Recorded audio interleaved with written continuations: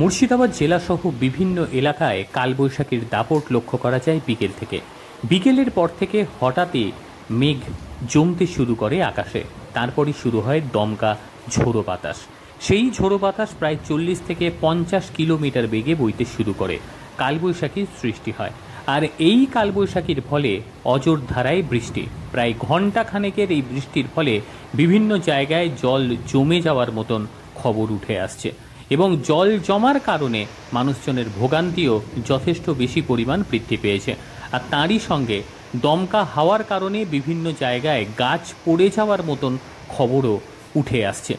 যে সমস্ত জায়গায় জল জমেছে সেখানে যুদ্ধকালীন তৎপরতায় সেই জল বের করার যে প্রক্রিয়া সেটা নেওয়া হয়েছে।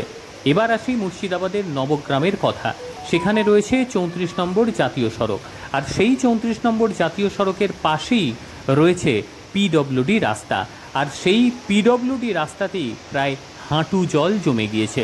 বেশ কিছুক্ষণের বৃষ্টির ফলে সেখানে জল জমে যাওয়ার কারণে বিপাকে পড়ে গিয়েছে মানুষজন, কারণ ওই এলাকা দিয়ে মানুষজনের যাতায়াত করার ক্ষেত্রে যথেষ্টই সমস্যা হচ্ছে। কারণ মোটর বাইক যেগুলি দাঁড়িয়ে রয়েছে সেগুলি প্রায় অর্ধেক ডুবে যাওয়ার মতন পরিস্থিতি। এখনও পর্যন্ত বৃষ্টি কিন্তু চলছে, অর্থাৎ বৃষ্টি থামার অপেক্ষায় রয়েছে। যদি সত্বর সেখানে বৃষ্টি না থামে সেই ক্ষেত্রে সেই পিডব্লিউডি রাস্তার জল ছাপিয়ে চলে যাবে জাতীয় সড়কে, এবং জাতীয় সড়কে যদি জল চলে যায় সেই ক্ষেত্রে যান চলাচলের বড় ধরনের বিপত্তি হতে পারে বলে মনে করা হচ্ছে। আপাতত জল সেখানেই জমে রয়েছে, 34 নম্বর জাতীয় সড়কের ওপরে কিন্তু জল ওঠেনি, এটাই কিন্তু আপাতত স্বস্তির খবর। তবে অজোর ধারায় বৃষ্টি শুরু হওয়ায় এলাকার মানুষজন অনেকটাই শান্তি পেল। তবে বেশ কিছু এলাকায় গাড়ি জলের মধ্যে প্রায় অর্ধেক ডুবে রয়েছে, আর কিছু এলাকায় গাছ পড়ে যাওয়ার কারণে যথেষ্টই সমস্যা হচ্ছে মানুষজনের চলাফেরার ক্ষেত্রে।